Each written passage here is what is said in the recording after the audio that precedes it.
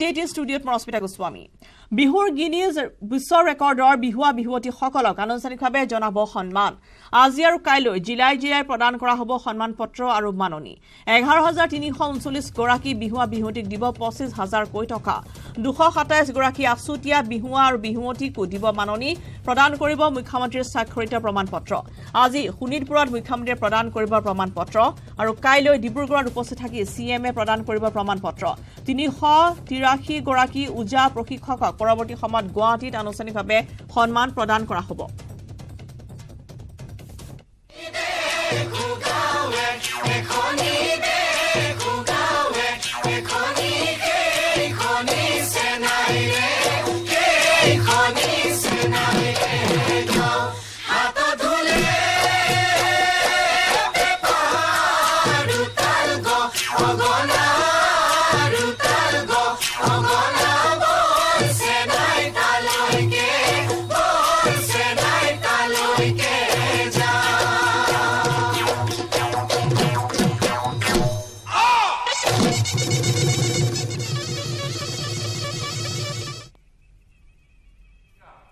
লক্ষ্য দাস কামৰূপ মেট্ৰৰ যিসকল প্ৰশাসনৰ বিষয়াসকল দিনে ৰাতিয়ে কাম কৰিছে 12000 ল'ৰা ছোৱালী ইয়াতে আনি গুৱাহাটীত ৰাখা কেতিয়াও আগতে ইমান ডাঙৰ একমোডেশ্যন হোৱাই নাছিল কাৰো অভিজ্ঞতা নাছিল কিন্তু প্ৰত্যেকজন অফিচাৰে যাতে কোনো খুঁত নোহোৱাকৈ ইভিন টয়লেটত মাস্কটো আছে নে নাই হাত ধুবৰ কাৰণে বেচিনত চাবোনটো বা হেণ্ড ৱাছটো আছে নে নাই ফেনখন চলিছে নে নাই ৰাতিপুৱা সময়ত ব্ৰেকফাষ্ট তাত গৈ খাব নে হোটেলতে খাব তাত গৈ পাওঁতে কিমান দেৰি লাগিব 12000 মানুহ আহিছে ইমান হাজাৰ গাড়ী আহিছে যান জঁট কেনেকুৱা ধৰণৰ হ'ব পুলিচ প্ৰশাসন এভৰিবডি ইমান নিখুঁতভাৱে তেওঁলোকে কৰিছে তাৰ মাজত কেতিয়াবা ক'ৰবাত অকণমান মহ দুটা সোমাই গ'ল এতিয়া মহ কোনে কণ্ট্ৰল কৰে আমাৰ ডিব্ৰুগড় ডিষ্ট্ৰিক্টৰে তেওঁলোকে আছিলে ৰয়েল গ্ল'বেলত কেইটামান মহ সোমাই গ'ল দুৱাৰবিলাক খুলি দিলে মহটো সোমাবই গুৱাহাটীত এতিয়া কৰিম কি আমি মহ খেদিবৰ কাৰণেও কাছুৱা আছিলে কাছুৱা ভয়ত এতিয়া মহ নগৈছে এতিয়া আমি কৰিম কি তো সেই লৈ অলপ চলপ কথা বতৰা অলপ চলিলে তাকো সমালোচনা কিন্তু আমি কনফিডেণ্ট আছিলো মাননীয় মুখ্যমন্ত্ৰী ডাঙৰীয়াৰ নেতৃত্বত আপোনালোকৰ সহযোগত সকলোৰে ইতিবাচক এফৰ্টৰ যি লক্ষ্য প্ৰাপ্তিৰ যিটো আমাৰ উদ্দেশ্য আছিল সেইটো আমি কনফিডেণ্ট আছিলো যে আমি এই কাম কৰিমেই আৰু নিৰন্তৰ দিনে ৰাতিয়ে কাম কৰি আমি সমগ্ৰ বিশ্ববাসীৰ আগত অসমৰ বিনন্দী আজি বিহুৰ ৰূপ সেই ৰূপটো পোন প্ৰথমবাৰৰ কাৰণে আমি তুলি ধৰিবৰ কাৰণে সক্ষম হলো সেইসকল যিসকল সমালোচক তেওঁলোকৰ মুখৰ মাত বন্ধ হ'ল কাৰণ মই আগতেও কৈছো যে এইটো কেৱল বিহু নৃত্য নহয় এইটো কেৱল বিহু নাচ নাছিল বৰঞ্চ ইয়াত উজৰি উঠিছিল আমাৰ লোক পৰম্পৰা লোক সংস্কৃতি লোক নৃত্য লোক ৰূপসজ্জা লোক সাজ সজ্জা লোক অলংকাৰ লোকবাদ্য যিয়ে মই ভাবো সমগ্ৰ বিশ্ববাসীৰ প্ৰতি অসমবাসীক পৰিচয় কৰাই দিবৰ কাৰণে আৰু বেলেগ কোনো সমলৰে প্ৰয়োজন নাই কাৰণ প্ৰধানমন্ত্ৰী ডাঙৰীয়া যেতিয়া পৰিভ্ৰমণ কৰিছিল মোৰতো এনেকুৱা অনুভৱ হৈছিল যে ৰথৰ বাগজৰী যেতিয়া কৃষ্ণই ধৰি কুৰুক্ষেত্ৰত পৰিভ্ৰমণ কৰিছিল সত্য প্ৰতিষ্ঠাৰ কাৰণে তেতিয়া মোৰ এনেকুৱা অনুভৱ হৈছিল যে প্ৰধানমন্ত্ৰী ডাঙৰীয়া আৰু মুখ্যমন্ত্ৰী ডাঙৰীয়া যেতিয়া সেই ৰথখনত পৰিভ্ৰমণ কৰিছিল আপোনালোকে যেতিয়া হাতখন দাঙি ওপৰলৈ গামখাৰু জিলিকাই হাত চাপৰি বজাই আছিল তেতিয়া মোৰতো এনেকুৱা অনুভৱ হৈছিল যে অসমৰ এই জনজীৱনক প্ৰধানমন্ত্ৰী ডাঙৰীয়াই নিজে ৰথৰ জৰি ধৰি যেন বিশ্ব দৰবাৰলৈ লৈ যাবৰ কাৰণে তেওঁ যাত্ৰা আগবঢ়াইছিল আৰু তাত জিলিকি উঠিছিল আপোনালোকে পৰিধান কৰা গামখাৰু আপোনালোকে পৰিধান কৰা মুঠি খাৰু আপোনালোকে খোপাত পৰিধান কৰা কপৌ ফুলে সেই ধুনীয়া খোপাটো আপোনালোকৰ প্ৰত্যেকৰে গাত হুকুমিত হৈ আছিল আমাৰ শিপিনীসকলে পোৱা সপোনৰ দুটা বচা সেই ৰিহাখন, ভমকা ফুলীয়া সোণালী বৰণীয়া সেই মেখেলাখন, যি আমাৰ স্বাভিমান, কান্ধত জিলিকিছিল আপোনালোকৰ সকলো ঢুলীয়াৰ, আমাৰ লোকবাদ্য ঢোল, আপোনালোকৰ হাতত বাঁহীৰ সুৰেৰে সৃষ্টি কৰিছিল এক আনন্দ সুন্দৰ পৰিৱেশ। যেতিয়া লাহৰী গগনা ওঠৰ মাজত ভৰাই আপোনালোকে যেতিয়া বজাব আৰম্ভ কৰিছিল, সেই মৃদু গুঞ্জনত যেন আমাৰ প্ৰাণ চঞ্চলিত হৈছিল। আৰু মই ভাবো এই পৰিৱেশে আমাক বিশ্ববাসীৰ আগত নতুন এটা পৰিচয় দিবৰ কাৰণে সক্ষম হ'ল। অসম বুলি ক'লে চাহক বা জানো আমি, অসমৰ চাহ পৃথিৱী বিখ্যাত, অসমৰ তেল পৃথিৱী বিখ্যাত, অসম বিখ্যাত তেলৰ কাৰণে, অসম বিখ্যাত এশিঙীয়া গড়ৰ কাৰণে, কিন্তু এতিয়া অসম বিখ্যাত হৈ পৰিল আমাৰ বিহুৰ কাৰণে। আৰু সেইকাৰণে অসমক চিনাকি কৰি দিয়াৰ কাৰণে আমাক বেলেগ ব্ৰেণ্ড এম্বেচাডৰৰ প্ৰয়োজন নাই। বিহু আমাৰ ব্ৰেণ্ড এম্বেচাডৰ, বিহু আমাৰ ব্ৰেণ্ড এম্বেচাডৰ। কাৰণ এই বিহুৰ মাজত যিবিলাক কথা লুকাই আছে, এই অসমৰ সমাজ জীৱনখনক আৰু শক্তিশালী কৰিব। কোনে কেনেধৰণে কি দৃষ্টিৰে লৈছে নাজানো, কিন্তু মাননীয় মুখ্যমন্ত্ৰী ডাঙৰীয়াৰ যি দূৰদৃষ্টি, এই দূৰদৃষ্টিৰ জৰিয়তে আমি আমাৰ হেণ্ডলুম যিখন ছেক্টৰ, হেণ্ডলুম ছেক্টৰক আমি শক্তিশালী কৰিব পাৰোঁ। আজি অসমৰ সমাজ জীৱনৰ গ্ৰাম্য অৰ্থনীতিৰ যি শক্তিশালী যিটো আধাৰ, সেই আধাৰ হ'ল পাট, মুগা, এৰী ইত্যাদি ইত্যাদি। আমাৰ শিপিনীসকলৰ সেই কৌশল আছে। শুৱালকুছিত আমাৰ শিপিনীসকলে যি ধুনীয়া বস্ত্ৰ তৈয়াৰ কৰে, সমগ্ৰ বিশ্ববাসীক মন্ত্ৰমুগ্ধ কৰে। আৰু যদি আমি আমাৰ এই সাজ বিশ্ববাসীৰ আগত আৰু ভাল ধৰণে প্ৰমোচন কৰিব পাৰোঁ, ব্ৰেণ্ডিং কৰিব পাৰোঁ, মই বিশ্বাস কৰোঁ নিশ্চিতভাৱে অসমৰ এই সাজ সজ্জাই সমগ্ৰ বিশ্ববাসীৰ সমাদৰ লাভ কৰিবলৈ সক্ষম হ'ব। এইটো ভেলু এডিশ্যনৰ যুগ। মাননীয় প্ৰধানমন্ত্ৰী নৰেন্দ্ৰ মোদী ডাঙৰীয়াই দায়িত্ব লোৱাৰ পিছত 2014 চনৰ পৰা সমগ্ৰ দেশবাসীক বিভিন্ন ধৰণেৰে আগুৱাই লৈ যাবৰ কাৰণে তেখেতে বিভিন্ন সময়ত বিভিন্ন ধৰণৰ আহ্বান দি আহিছে। স্বচ্ছ ভাৰত আন্দোলন, আমাৰ দেশখনক পৰিষ্কাৰ পৰিচ্ছন্নকে ৰাখিব লাগে। ফিট ইণ্ডিয়া মুভমেণ্ট, তাত আমি সকলো স্বাস্থ্যৱান হৈ থাকিব লাগে। ইণ্টাৰনেশ্যনেল যোগা ডে, তাতে মন আৰু আত্মাক, শৰীৰক একত্ৰিত কৰি জীৱনৰ প্ৰশান্তি পাব পাৰোঁ, যিটো কথা সমগ্ৰ বিশ্বই মানি লৈছে। যোৱা 21 তাৰিখৰ দিনাখন ইণ্টাৰনেশ্যনেলি 9 টাইমছৰ কাৰণে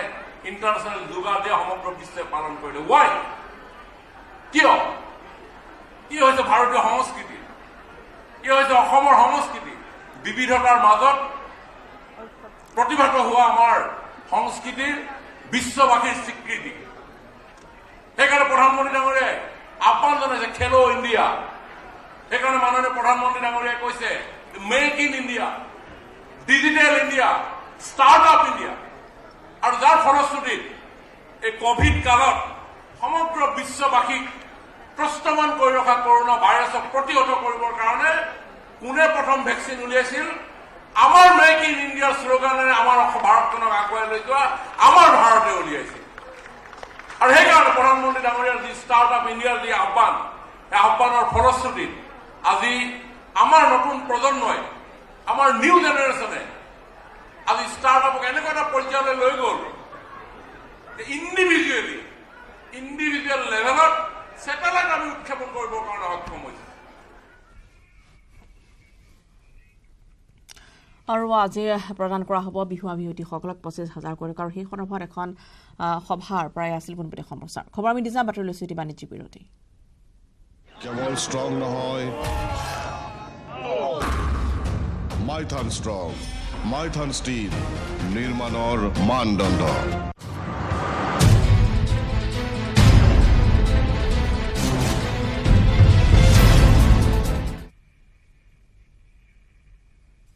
উঠিছে বাতৰিৰ মাজলৈ শীঘ্ৰে গ্ৰেপ্তাৰ হ'ব পলাতক ওচি বিমান চন্দ্ৰ ৰয় ঘগ্ৰাপাৰ থানাত উপস্থিত হৈ ডিজিপি জিপি সিঙে ক'লে এই কথা ঘগ্ৰাপাৰ থানাত কিশোৰী নিৰ্যাতনৰ ঘটনাৰ বুজ ল'লে ডিজিপিয়ে এই ঘটনাক দুৰ্ভাগ্যজনক আখ্যা দিছে জিপি সিঙে নিশা প্ৰায় 2:30 বজাত থানাত এই ঘটনা হৈছিল এগৰাকী মহিলাই বিষয়া তদন্ত কৰি আছে তদন্তত এতিয়ালৈ যথেষ্ট অগ্ৰগতি লাভ কৰা হৈছে দুখী বিমান ৰায় পলাতক হৈ আছে 15 পৰা 20 দিনৰ ভিতৰত আমি চাৰ্জ দিব পাৰিম পুনৰবাৰ জনাইছো যে শীঘ্ৰেই গ্ৰেপ্তাৰ হ'ব পাৰে ওচি বিমান ৰয় যেহেতু তেওঁ পলাতক হৈ আছে আৰু ঘগ্ৰাপাৰ থানাত আজি উপস্থিত হোৱাৰ পিছত ডিজিপি জিপি সিঙে এই কথা আগবঢ়াইছে ঘগ্ৰাপাৰ থানাত কিশোৰী নিৰ্যাতনৰ ঘটনাৰ বুজ ল'লে ডিজিপিয়ে ঘটনাক দুৰ্ভাগ্যজনক আখ্যা দিছে জিপি সিঙে নিশা প্ৰায় 2:30 বজাত থানাত এই ঘটনা হৈছিল এগৰাকী মহিলা বিষয়াই তদন্ত কৰি আছে তদন্তত এতিয়ালৈকে যথেষ্ট অগ্ৰগতি লাভ কৰা হৈছে দুখী বিমান ৰায় পলাতক হৈ আছে 15 পৰা 20 দিনৰ ভিতৰত আমি চাৰ্জ দিব পাৰিম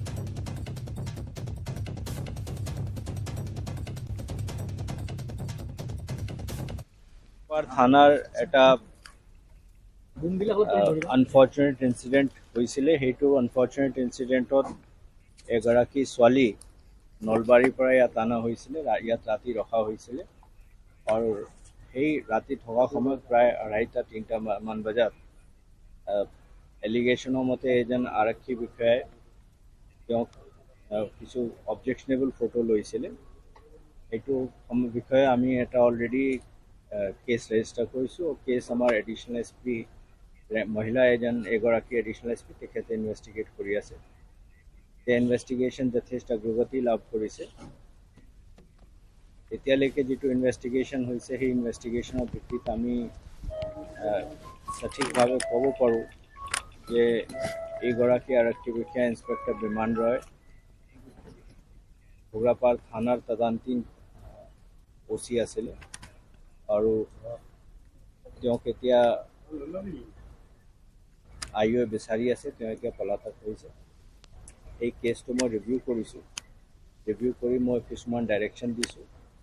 ডাইৰেকশ্যনত মুখ্য ডাইৰেকশ্যন এইটো আছে যে আমি যিমানখিনি এভিডেঞ্চ লাগে এইখিনি কালেক্ট কৰিব লাগে প্ৰায়খিনি হৈছে আৰু বেছি ইয়াত কৰিব লগা কাম নাই মই ভাবোঁ যে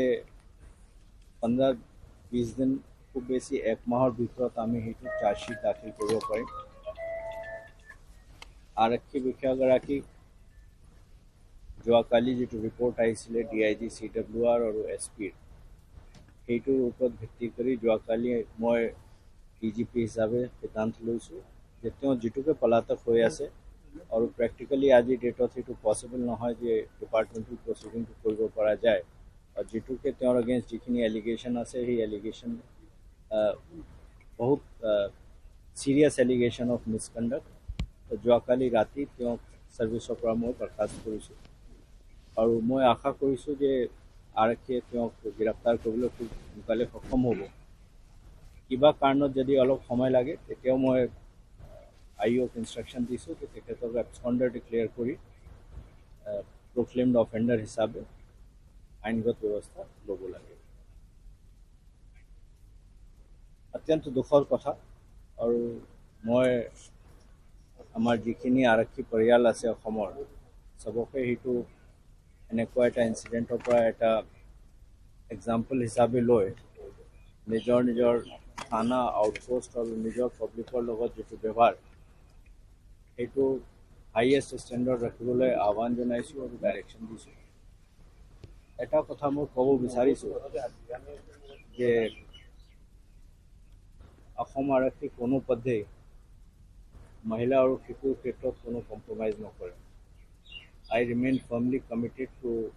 respect dignity of women and safety of children and I will ensure it at all costs. Thank you. Sir, এটা কথা জানিব বিচাৰিছোঁ স্যাৰ এই গোচৰটো এতিয়ালৈকে কোনোবা আপুনি যেহেতু অভিযুক্ত কৰা হৈছে নেকি সকলোৰ মতে মই কৈছোঁ না এতিয়া যেহেতু কৈছিলে আদালতত তেওঁলোকক উপস্থাপন কৰাৰ পিছতে আইডেণ্টিফাই হৈছে আজি আদালতত হাজিৰ কৰাৰ কথা আছিলে গোটেইখিনি point is that there is sufficient evidence. Investigating officer is convinced, supervisory officers are convinced that Inspector Biman Roy is the accused person in this case.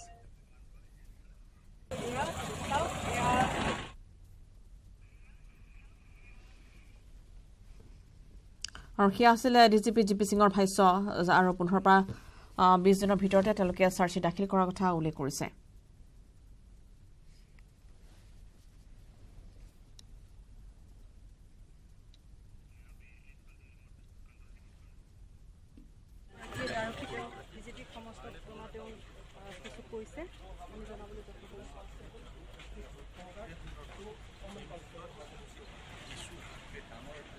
আৰু কিশোৰী নিৰ্যাতনৰ এই ঘটনাৰ বুজ ল'বলৈ আজি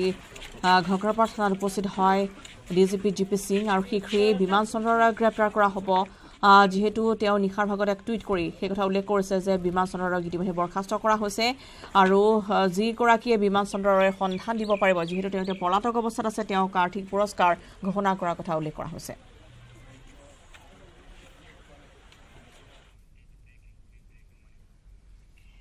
আৰু এই মুহূৰ্তত আহি পৰিছে এক ব্ৰেকিং নিউজ মণিপুৰৰ পৰা আহিছে এক বিবৃতি খন্তেক পিছতে ৰাজ্যপালক সাক্ষাৎ কৰিব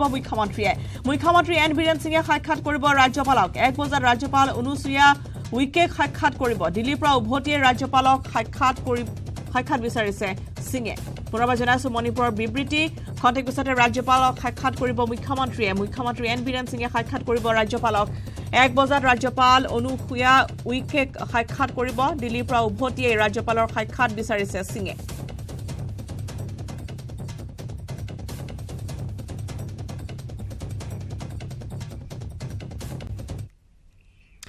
শিৱসাগৰ আমগুৰি আৰু ৰাহুৱাল সমষ্টি বিলুপ্তিকৰণৰ বিৰুদ্ধে গণ অৱস্থান উজনি অসম সমষ্টি সুৰক্ষা সমিতিৰ উদ্যোগত গণ অৱস্থান কাৰ্যসূচীত বিভিন্ন দল সংগঠনৰ অংশগ্ৰহণ পুনৰবাৰ জনাও যে শিৱসাগৰত আমগুৰি আৰু লাহুৱাল সমষ্টি বিলুপ্তিকৰণৰ বিৰুদ্ধে গণ অৱস্থান উজনি অসম সমষ্টি সুৰক্ষা সমিতিৰ উদ্যোগত এই গণ অৱস্থান কাৰ্যসূচীত বিভিন্ন দল সংগঠনৰ অংশগ্ৰহণ দুটাকৈ সমষ্টি বিলুপ্তিকৰণৰ বিৰুদ্ধে গণ অৱস্থান কাৰ্যসূচী গ্ৰহণ কৰা হৈছে শিৱসাগৰৰ আমগুৰি আৰু লাহুৱাল সমষ্টি বিলুপ্তিকৰণৰ বিৰুদ্ধে গণ অৱস্থান উজনি অসম সমষ্টি সুৰক্ষা সমিতিৰ উদ্যোগত এই গণ অৱস্থান কাৰ্যসূচীত বিভিন্ন দল সংগঠনে অংশগ্ৰহণ কৰিছে কিছুদিন পূৰ্বে লাহুৱাল সমষ্টি বিলুপ্তিকৰণৰ বিৰুদ্ধেও ৰাইজ ওলাই আহিছিল আৰু স্বতঃস্ফূৰ্তভাৱে বন্ধৰ প্ৰতি সঁহাৰি আগবঢ়াইছিল শিৱসাগৰতো দেখিবলৈ পোৱা গৈছিল যে জোৰ লৈ প্ৰতিবাদী সমদল বাহিৰ কৰা হৈছিল এনেদৰে প্ৰতিবাদী কাৰ্যসূচী ৰূপায়ণ কৰা হৈছে 12 বিৰোধী দলৰ অংশগ্ৰহণ এই গণ অৱস্থান কাৰ্যসূচীত বিভিন্ন দল সংগঠনে অংশগ্ৰহণ কৰিছে প্ৰায় 12টাকৈ সংগঠনৰ সদস্যই অংশগ্ৰহণ কৰিছে গণ অৱস্থান কাৰ্যসূচীত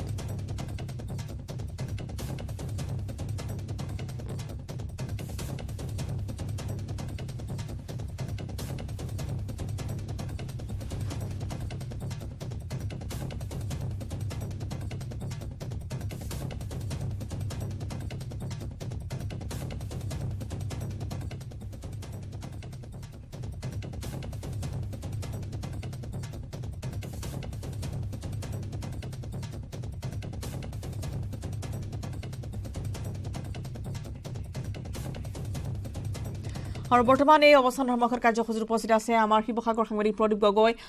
প্ৰদীপ ইতিমধ্যে দুটাকৈ সমষ্টি বিলুপ্তিকৰণৰ বিৰুদ্ধে গণ অৱস্থান কাৰ্যসূচী প্ৰতিবাদী কাৰ্যসূচী সন্দৰ্ভত আপোনাৰ পৰা শেহতীয়া খবৰ জানিব বিচাৰিছো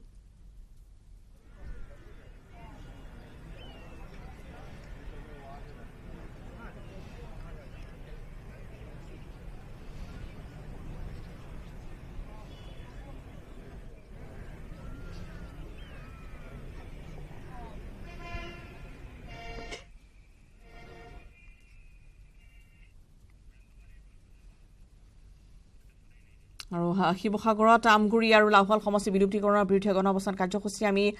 সংযুক্ত হৈছো আমাৰ সতীৰ্থ সাংবাদিক প্ৰদীপ গগৈৰ সৈতে প্ৰতিবাদী কাৰ্যসূচী সন্দৰ্ভত আপোনাৰ পৰা অধিক জানিব বিচাৰিম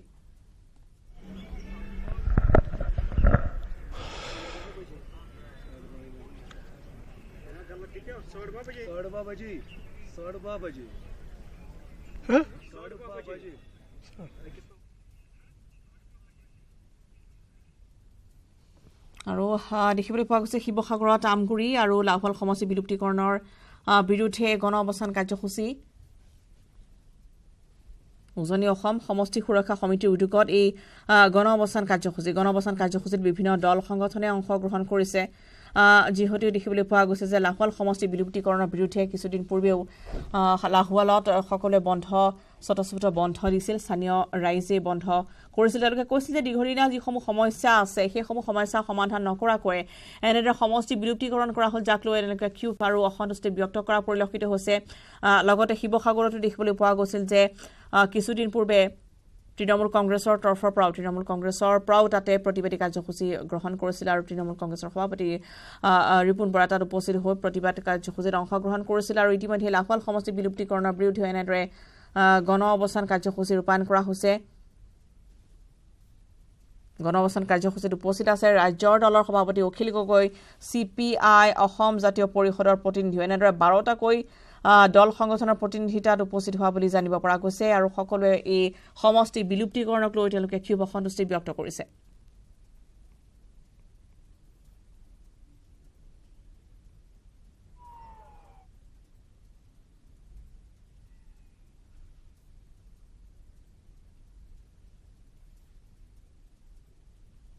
সমষ্টি বিলুপ্তিকৰণক লৈ অব্যাহত আছে প্ৰতিবাদ আমগুৰিয়াৰ লাহোৱাল সমষ্টি বিলুপ্তিকৰণৰ এই প্ৰতিবাদী কাৰ্যসূচী উজনি অসম সমষ্টি সুৰক্ষা সমিতিৰ এই গণ অৱস্থান কাৰ্যসূচী ৰূপায়ণ কৰা হৈছে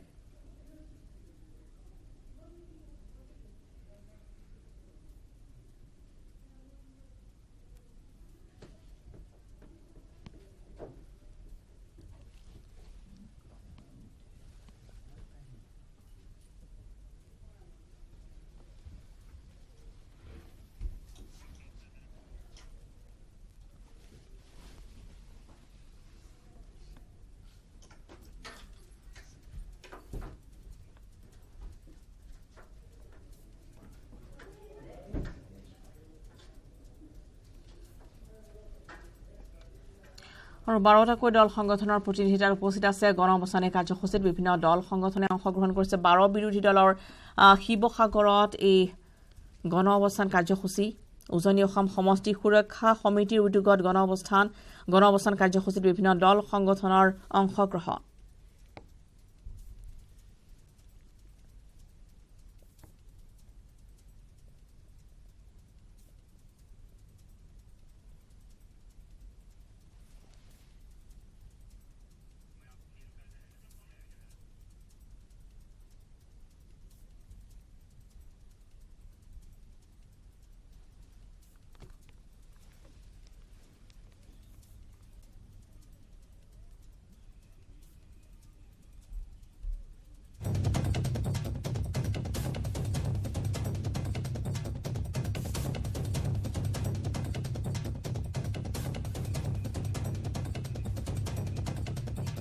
আৰু এই মুহূৰ্তত আমি সংযুক্ত হৈছো পুনপটীয়াকৈ প্ৰদীপ গগৈৰ সৈতে প্ৰদীপ গণ অৱস্থান কাৰ্যসূচী অধিক জানিব বিচাৰিছো এই মুহূৰ্তত কোন কোন দলৰ প্ৰতিনিধি তাত উপস্থিত আছে আৰু তেওঁলোকৰ দাবীসমূহ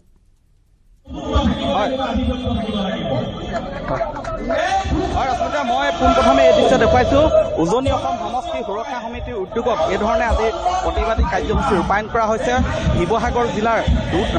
আমগুৰি সমষ্টি বিলুপ্তিকৰণৰ বিৰুদ্ধে আৰু লাহোৱাল সমষ্টি বিলুপ্তিকৰণৰ বিলুপ্তিকৰণৰ বিৰুদ্ধে এই ধৰণে প্ৰতিবাদী কাৰ্যসূচী ৰূপায়ণ কৰা হৈছে বিভাগৰ দলমুখ চাৰিআলিত আৰু মই ইয়াৰ উজনি অসম সমষ্টি সুৰক্ষা সমিতিৰ সভাপতি বসন্ত গগৈ আছে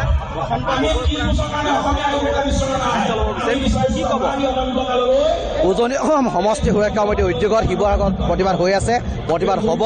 চৰকাৰৰ খিলঞ্জীয়া বিৰোধী যি নীতি সেই নীতিৰ বিৰুদ্ধে প্ৰতিবাদ হৈছে আমগুৰি সমষ্টি কাটি দিয়া হৈছে লাহোৱাল সমষ্টি কাটি দিয়া হৈছে এতিয়া চৰকাৰক প্ৰশ্ন কৰিছোঁ যে আমগুৰিয়া লাহোৱাল সমষ্টিৰ ৰাইজ খিলঞ্জীয়া নহয় নেকি আৰু শিৱসাগৰবাসী যি ৰাইজ যি ঐতিহাসিক ৰংপুৰ সেই ৰংপুৰটো সমষ্টি ডিলিমিটেশ্যন নামত আহোম জনগোষ্ঠীক প্ৰতাৰণা কৰা হৈছে গতিকে আহোম জনগোষ্ঠীক ৰাজনৈতিকভাৱে সংকুচিত কৰা চৰকাৰৰ যি নীতি তাৰ বিৰুদ্ধে প্ৰতিবাদ হৈছে ৰাইজ ওলাই আহিছে আৰু অনাগত দিনতো প্ৰতিবাদ হ'ব আৰু এই প্ৰতিবাদ অব্যাহত থাকিব বিধায়ক অখিল গগৈ আছে মই তেখেতৰ ভাষ্য ল'ম আজি শিৱসাগৰৰ হিষ্টৰিকেল মনুমেণ্টছবিলাক বেছিভাগে শিৱসাগৰ বিধানসভা সমষ্টিৰ ভিতৰত আছে শিৱসাগৰ বিধানসভা সমষ্টিৰ ভিতৰত থকা হিষ্টৰিকেল মনুমেণ্টবিলাক নাইকিয়া কৰি কমাবৰ কাৰণে এনেকৈ আমি দেখিবলৈ পাইছোঁ যে শিৱসাগৰ বিধানসভা সমষ্টিটোক ভাগ কৰি দিয়ে শিৱসাগৰ বিধানসভা সমষ্টিটোক ভাগ কৰি দিয়ে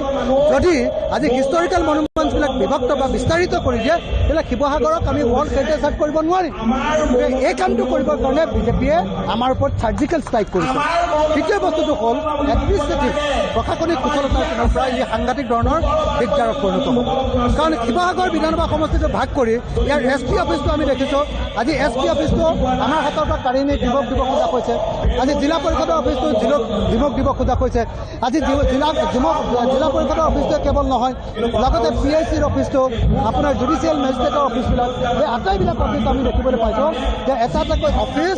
আমাৰ হাতৰ পৰা শিৱসাগৰ সমষ্টিৰ হাতৰ পৰা নি ডিমৌ সমষ্টিত দিব খোজা কৰিছে। এইটো কোনো পৰ্যায়ে মানি লোৱা নহ'ব। এটা এটাকৈ আমাৰ ওপৰত আক্ৰমণ কৰি বিজেপি চৰকাৰে আমাৰ ঐতিহ্যৰ ওপৰত কুঠাৰঘাত কৰিব কৰিছে আৰু আমি সেইকাৰণে মানি নলওঁ। ইয়াৰ বিৰুদ্ধে আজি প্ৰতিবাদ আৰম্ভ হৈছে। আমি কোনো পৰ্যায়ে মানি নলওঁ আৰু সেই নামানো বুলি ক'বৰ কাৰণে এই প্ৰতিবাদ আৰম্ভ হৈছে। এই প্ৰতিবাদ অব্যাহত থাকিব। এইধৰণে শিৱসাগৰৰ আজি দলুমুখ চাৰিআলিত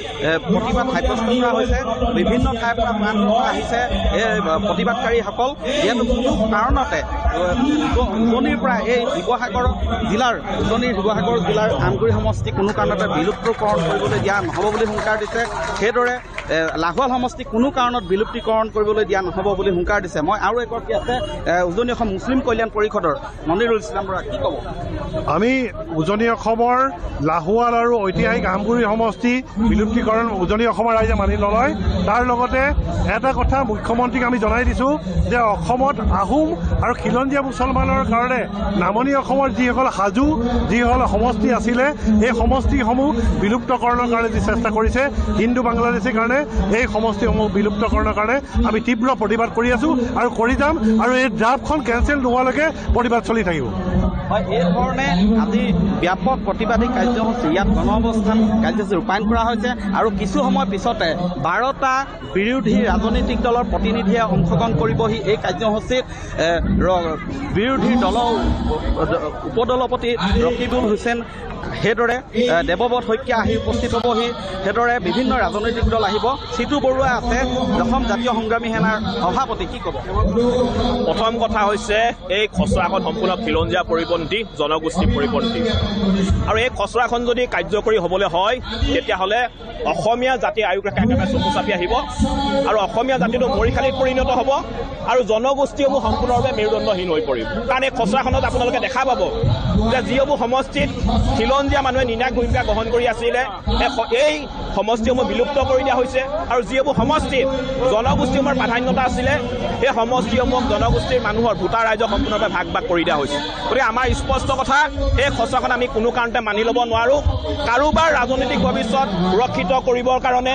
এটা জাতিক এটা জনগোষ্ঠীক বলিহালত তুলি দিয়া কাৰ্য আমি কেতিয়াও মানি ল'ব নোৱাৰোঁ। গতিকে প্ৰতিবাদ হ'ব যেতিয়ালৈকে ভাৰতীয় নিৰ্বাচন আয়োগে আমাৰ দাবীসমূহ মানি ল'বই তেতিয়াহ'লে কিন্তু আমি অবিৰতভাৱে আমি প্ৰতিবাদী কাৰ্যত আমি চলাই লৈ যাম। হয়, এই ধৰণে ব্যাপক প্ৰতিবাদী কাৰ্যসূচী ৰূপায়ণ কৰা হৈছে আজি শিৱসাগৰৰ দলুমুখ চাৰিআলিৰ পৰা। আৰু মই সামগ্ৰিক পৰিৱেশ দেখুৱাইছোঁ আৰু এই দৃশ্য দেখুৱাব শিৱসাগৰ জিলাৰ উপৰিও আজি আমগুৰি তথা শিৱসাগৰ ডিব্ৰুগড় জিলাৰ পৰা আহিছে বিভিন্নজন আহিছে আৰু অসমীয়া যুৱ মঞ্চৰ এগৰাকী বিষয়ববী আছে। এইখন খচৰা প্ৰস্তুত কৰাৰ নামত চৰকাৰে বিশেষকৈ শিৱসাগৰ জিলাৰ প্ৰতিজন খিলঞ্জীয়াৰ মূৰত তেখেতলোকে হাতুৰি কোব ফুটাইছে। আপোনালোকে গম পাইছে যে এখন খচৰা প্ৰস্তুত কৰি শিৱসাগৰ জিলাখনৰ 14টা পঞ্চায়তৰ প্ৰায় 7টাহে পঞ্চায়ত ইতিমধ্যে খচৰাখনত ৰাখিছে, বাকী 7টা পঞ্চায়ত দিবলৈ হস্তান্তৰ কৰিছে। গতিকে ইয়াৰ শিৱসাগৰ জিলাৰ যিটো SP অফিচ, ঐতিহ্যমণ্ডিত শিৱসাগৰ জিলাৰ PHC অফিচ আৰু জুডিচিয়েল কোৰ্ট যিখন বনি আছে শিৱসাগৰ জিলাখনত, সেইবোৰ শিৱসাগৰ জিলাখনৰ পৰা আঁতৰি মুঠতে শিৱসাগৰ জিলাখনক চকলা টেঙা গুচোৱা দি একেবাৰে সামান্য কৰি মুঠে এমুঠিমান শিৱসাগৰ টাউনখন কৰিবলৈ বিচাৰিছে। শিৱসাগৰৰ প্ৰতিজন খিলঞ্জীয়াই এই খচৰা কেতিয়াও মানি নলয়। ইয়াৰ বিৰুদ্ধে তীব্ৰ প্ৰতিবাদ হ'ব, তীব্ৰ স্তৰলৈকে সংগ্ৰাম আগুৱাই লৈ যোৱা হ'ব। গতিকে বিজেপি চৰকাৰে শিক্ষালক যাতে আজি শিৱসাগৰ ৰাজ্যে ওতঃপ্ৰোতভাৱে এই সংগ্ৰামখনত জড়িত হৈ পৰিছে। শিৱসাগৰৰ প্ৰতিজন খিলঞ্জীয়া মানুহ ওলাই আহিছে। ইয়াৰ পৰাই বিজেপি চৰকাৰক সকীয়াই দিছোঁ যে আপোনালোকৰ এই খচৰা আমি কেতিয়াও মানি নলওঁ। মই পুনৰ সেই দৃশ্য দেখুৱাইছোঁ বিভিন্ন প্ৰান্তৰ পৰা আহিছে। শিৱসাগৰ উপৰিও ডিব্ৰুগড় জিলাৰ পৰাও এই প্ৰতিবাদী কাৰ্যসূচীত অংশগ্ৰহণ কৰিবলৈ দল সংগঠনৰ প্ৰতিনিধিসকল আহিছে। মই আৰু এগৰাকী আছে আহোম থানাৰ বিষয়ববীয়াসকল আছে, তেওঁলোকৰ পৰা জানিব বিচাৰিম কি ক'ব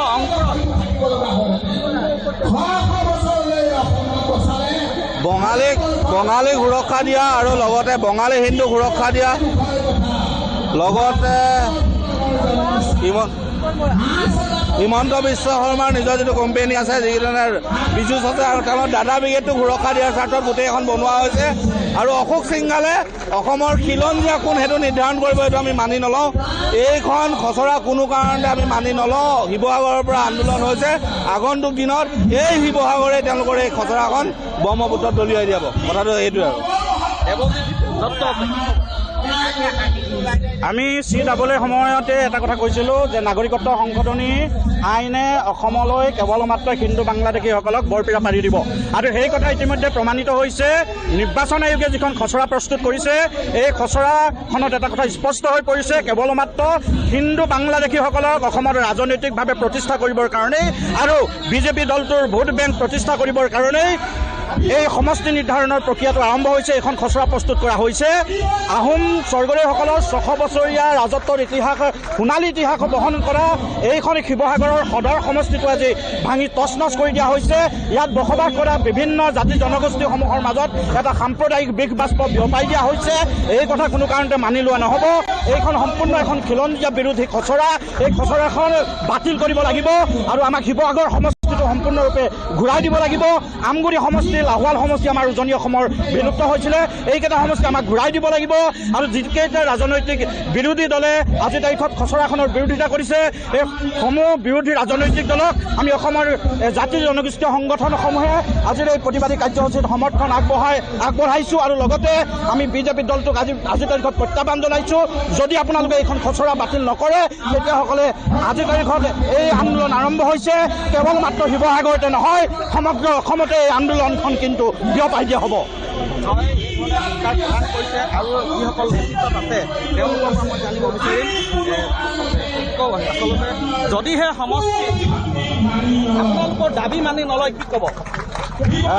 আমি দাবী মানি নল'লে আমাৰ প্ৰতিবাদ হ'বই, গণতান্ত্ৰিক প্ৰতিবাদ হ'ব। ইয়াৰ পিছতে মই ক'ব বিচাৰিছোঁ যে এটা অসমৰ ছাত্ৰ সংগঠন সদৌ অসম ছাত্ৰ সন্থাই কংগ্ৰেছৰ দিনত বিৰোধিতা কৰিছিলে, বিজেপিৰ দিনত আদৰণি জনাইছে। আমি তাত এই সংগঠনক কেন্দ্ৰীয় মুখ্য উপদেষ্টা সমজুল কুমাৰ ভট্টাচাৰ্যক ক'ব বিচাৰিছোঁ যে কংগ্ৰেছৰ দিনত সমষ্টি নিৰ্ধাৰণ নালাগে, বিজেপিৰ দিনত আদৰণি জনোৱা আপোনালোকৰ দুমুখী নীতি বন্ধ কৰক, নহ'লে আপোনালোকে জনসাধাৰণে আপোনালোকৰ ছাত্ৰ সংগঠনৰ গুৰুত্ব প্ৰদান নকৰিব বুলি আমি স্পষ্টভাৱে কৈ দিছোঁ। হয়, আছুৰ বিৰুদ্ধেও ক্ষোভ প্ৰকাশ কৰিছে এইসকল জনগোষ্ঠীয় সংগঠনৰ নেতৃবৃন্দই। মই পুনৰ সেই দৃশ্য দেখুৱাইছোঁ য'ত আচলতে প্ৰতিকূল বতৰ নেওচি এই ধৰণে কাৰ্যসূচীত অংশগ্ৰহণ কৰিছে। ইয়াৰ বিধায়ক আৰু বিভিন্ন দল সংগঠনৰ নেতা জ্যেষ্ঠ নাগৰিক মই সমষ্টি সুৰক্ষা সমষ্টি কমিটিৰ মই উপদেষ্টা। 2007 চনৰ পৰা সমষ্টি ৰক্ষা কৰাৰ কাৰণে আমি ঐক্যবদ্ধ সংগ্ৰাম কৰিছিলোঁ। সেই সময়ত 2007 চনত আমাৰ প্ৰতিবাদত সমষ্টি পুনৰ নহ'ল আৰু এতিয়া যি চক্ৰান্ত কৰি NRC আপডেট নোহোৱাকৈ যি অক্ষুদ্ৰ ভোটাৰ তালিকাৰ জৰিয়তে NRC যি তৈয়াৰ কৰাৰ কাৰণে নোহোৱাকৈ, যি ভোটাৰ তালিকা তৈয়াৰ নোহোৱাকৈ তেওঁলোকে সমষ্টি পুনৰ নিৰ্ধাৰণ কৰিছিল কেৱল ৰাজনৈতিক উদ্দেশ্য প্ৰণোদিত আৰু নিজৰ ৰাজনৈতিক স্বাৰ্থ সুৰক্ষা কৰাৰ কাৰণে, সংখ্যালঘুক আৰু সাম্প্ৰদায়িক দৃষ্টিভংগী কৰাৰ কাৰণে এইটো আমি প্ৰতিবাদ কৰিছোঁ। আৰু কোনো কাৰণতে আমাৰ শিৱসাগৰ জিলাৰ পৰা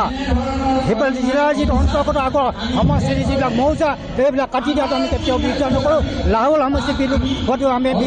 আমি কেতিয়াও কামনা নকৰোঁ। আৰু লগতে আমগুৰি সমষ্টি যি বিলোপ সাধন কৰি শিৱসাগৰৰ লগত এটা অংশ গোটাই দিছে, ইয়াৰ আমি তীব্ৰ প্ৰতিবাদ কৰিছোঁ। অহা সময়ছোৱাত আৰু জঙ্গী আন্দোলন কৰি কেন্দ্ৰীয় চৰকাৰক আৰু নিৰ্বাচন আয়োগক বাধ্য কৰাব লাগিব যাতে আমাৰ সমষ্টি সুৰক্ষিত ৰাখক আৰু চিৰদিনৰ কাৰণে ই সুৰক্ষিত হৈ থাকিব লাগিব।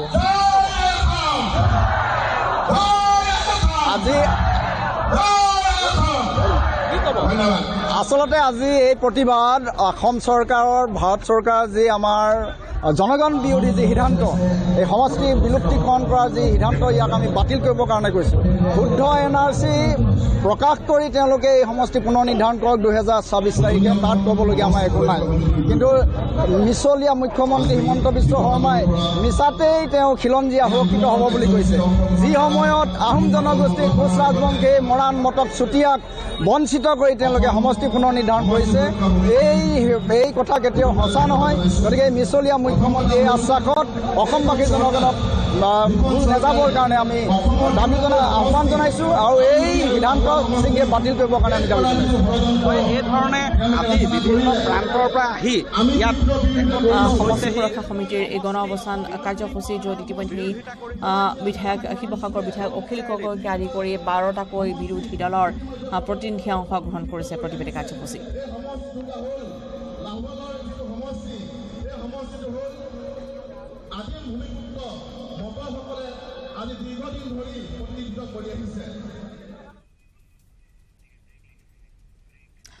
আৰু বাতৰিৰ সময় হ'ল এটি বাণিজ্যিক বিৰতিৰ।